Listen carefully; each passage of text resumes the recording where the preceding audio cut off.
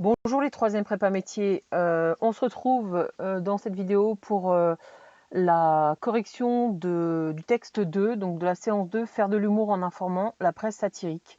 Alors je me suis appuyée sur le travail de certains d'entre vous pour pouvoir compléter donc les informations que je vais vous donner. Alors donc ici on travaille sur la presse satirique. Qu'est-ce que c'est la presse satirique?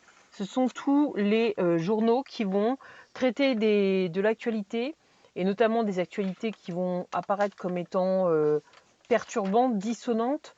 Et donc la presse satirique a pour rôle donc de se moquer de l'actualité lorsque les faits exposés n'utilisent pas le bon sens ou lorsque les faits ont l'air absurdes.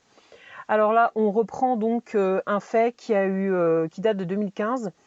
Donc ce fait, c'est que l'entreprise, enfin la marque Volkswagen, a donc truqué ses moteurs afin donc là je suis en train déjà finalement de répondre à la première question, mais afin de faire paraître ces voitures comme étant écologiquement responsables.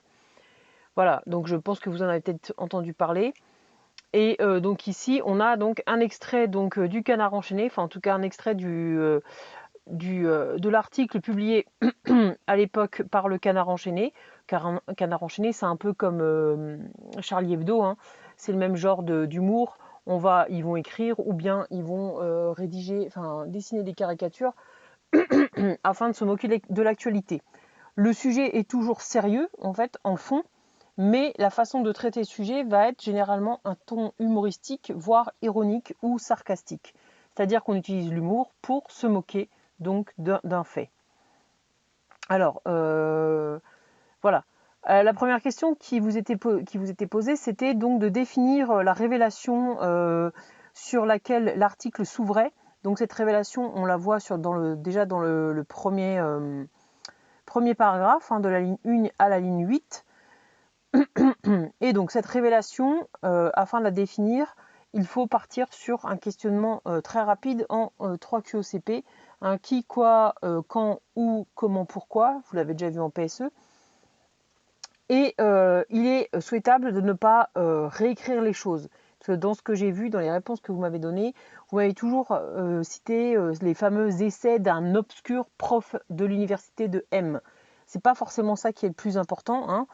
Ce qui est important, c'est qu'on a découvert à la ligne 4 que Volkswagen équipait ses voitures diesel d'un logiciel de trucage. Donc, ce qu'on peut retenir, c'est que qui est concerné par l'affaire?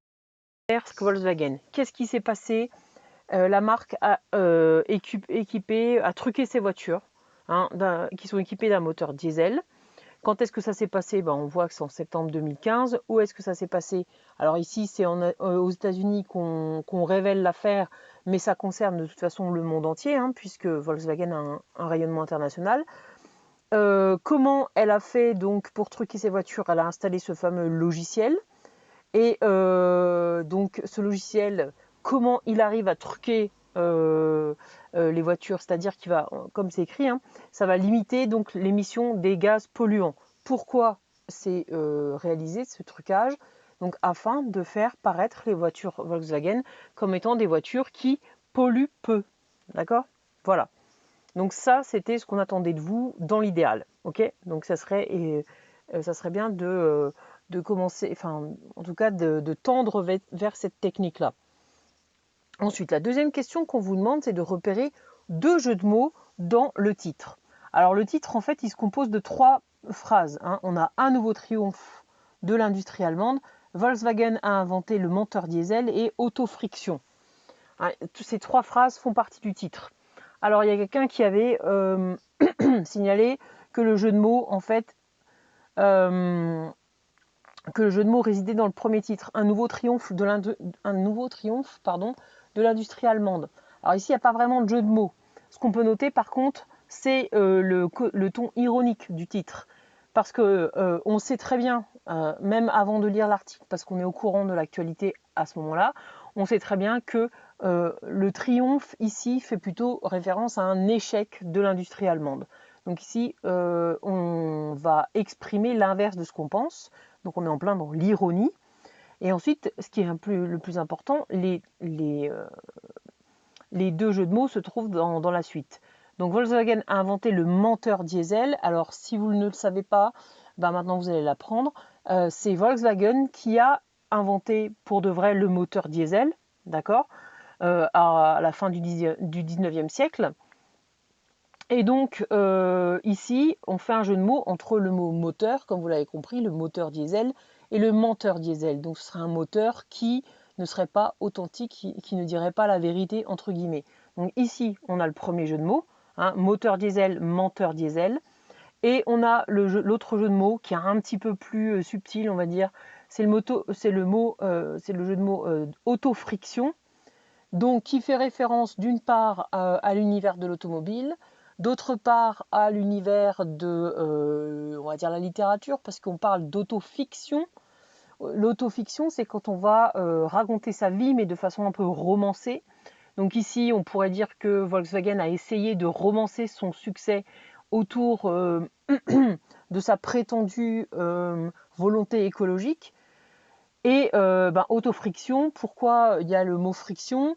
Parce que ce scandale a engendré des frictions, des tensions dans le monde de l'automobile et de l'économie. Voilà. Donc c'est un peu tiré par les cheveux, je vous l'accorde, mais voilà, ça, ces deux expressions-là donc, étaient les jeux de mots qui étaient utilisés par le canard enchaîné. Ensuite, ce qu'on pouvait dire aussi, c'est qu'on a tout un vocabulaire, tout un champ lexical. Hein, on vous demande de repérer dans le numéro 3 les jeux de mots qui relèvent donc du vocabulaire de l'automobile. Alors, pardon. Donc ici, on va parler d'une sorte de champ lexical de l'automobile qu'on va retrouver donc dans le texte. On a, par exemple, alors moi j'en ai repéré 3. On a notamment le moteur à explosion, un tout petit peu plus loin, enchaîne, à la ligne 8. On a aussi l'histoire du siège éjectable, hein, le patron de la marque qui est sur un siège éjectable. Je vais expliquer par la suite ce qu'on entend par là. Et on peut aussi évoquer donc à la fin du texte un vrai manque de peau, fut-il catalytique. Hein. On vous signale bien dans les notes de vocabulaire, un pot catalytique, c'est la partie du pot d'échappement qui transforme les gaz les plus toxiques en gaz moins dangereux. Donc ici, on voit bien que on a le siège de voiture, le pot d'échappement et le moteur à explosion, ça indique bien le moteur de la voiture. Hein, voilà. Donc c'est ça qu'il faut expliquer en fait. Il ne faut pas vous contenter d'un relevé. Tout d'abord, vous pouvez dire que voilà, les 3 expressions qui font référence au vocabulaire de l'automobile, ce sont ces 3 expressions-là. Donc ensuite, le moteur explosion enchaîne, il fait référence donc au moteur diesel. Donc, et explosion enchaîne, ici, fait référence donc, encore une fois, à toutes les conséquences que va avoir donc ce trucage sur Volkswagen, etc. Enfin, pour la marque, pour son économie, etc. Deuxième chose, donc, l'histoire du siège éjectable.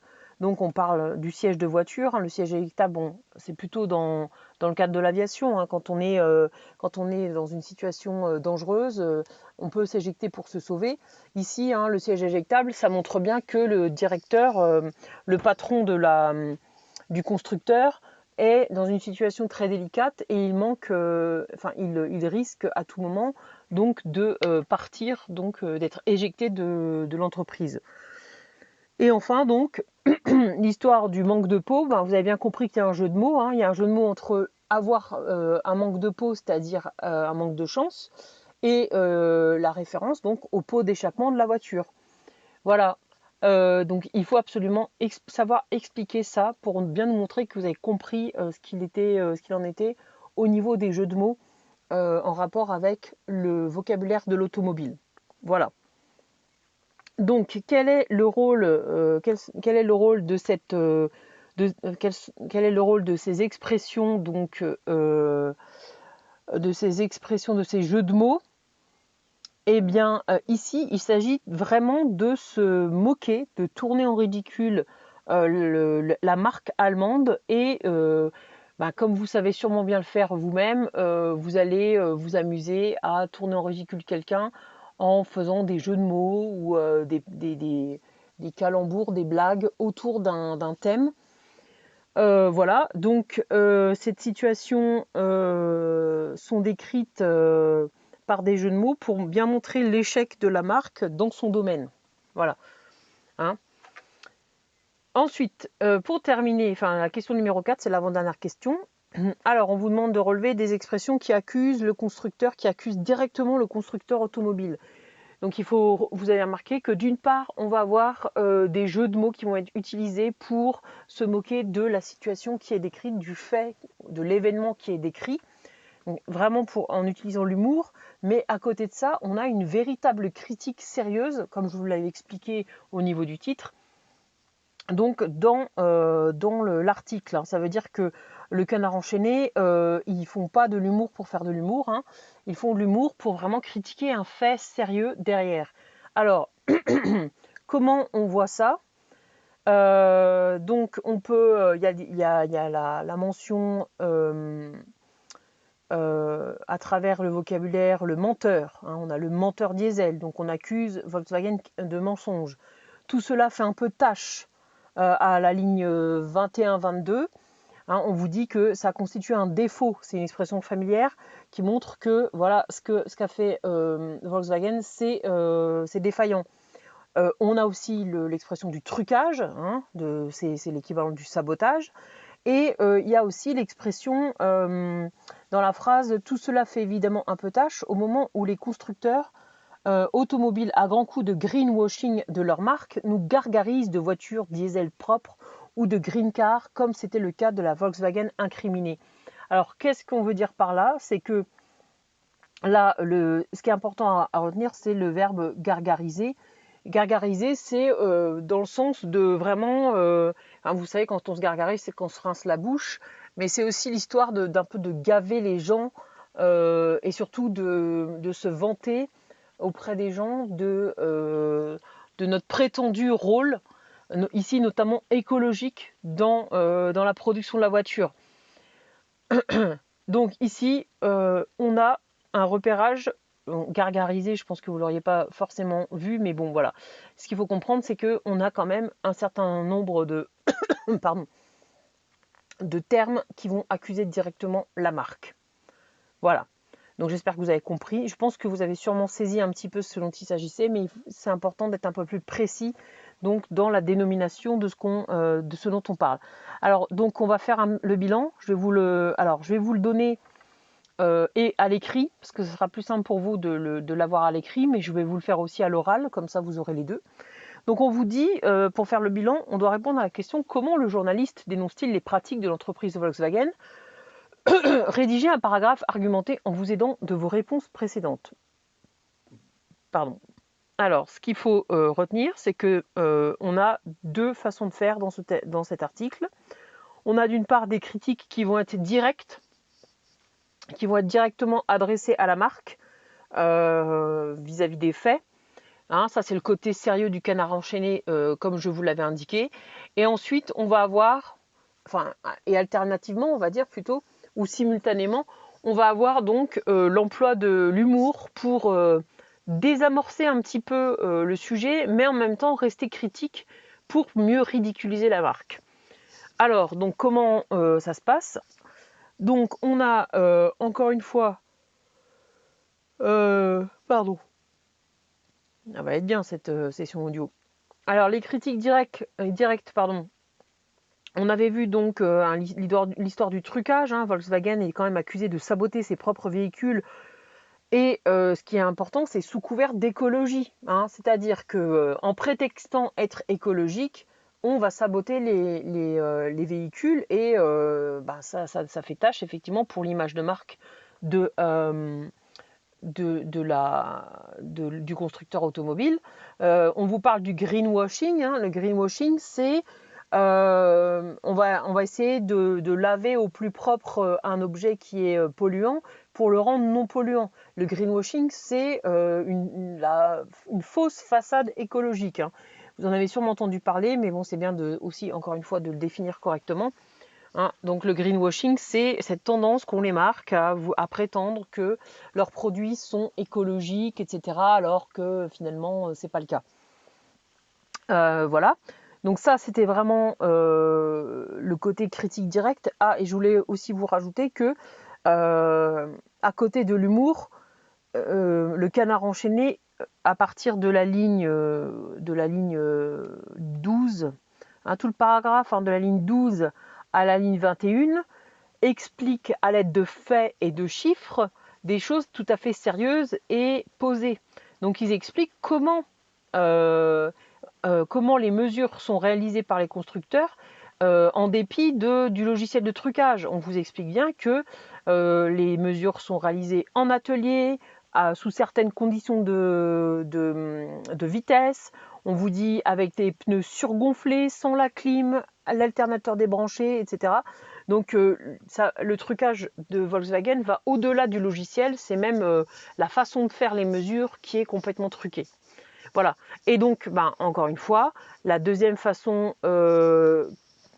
méthode qu'utilise donc le journaliste pour critiquer les pratiques de Volkswagen, c'est cette utilisation donc de l'humour qui montre bien que Volkswagen, en tentant ce coup de poker, s'est mise dans une situation plus que délicate. Hein. Je vous rappelle donc l'expression du moteur à explosion en chaîne, qui évoque les conséquences qui pourraient découler de cette histoire. Le siège éjectable du patron, et donc cette histoire de manque de peau. Et ce qui est drôle, c'est que c'est vraiment à la fin, ça clôture l'article d'une façon un petit peu en forme de clin d'œil. Hein, voilà, Volkswagen a joué, mais Volkswagen a perdu. Voilà. Donc j'espère que cette mise au point vous aura été utile. Et je vous remercie de m'avoir écouté. À bientôt.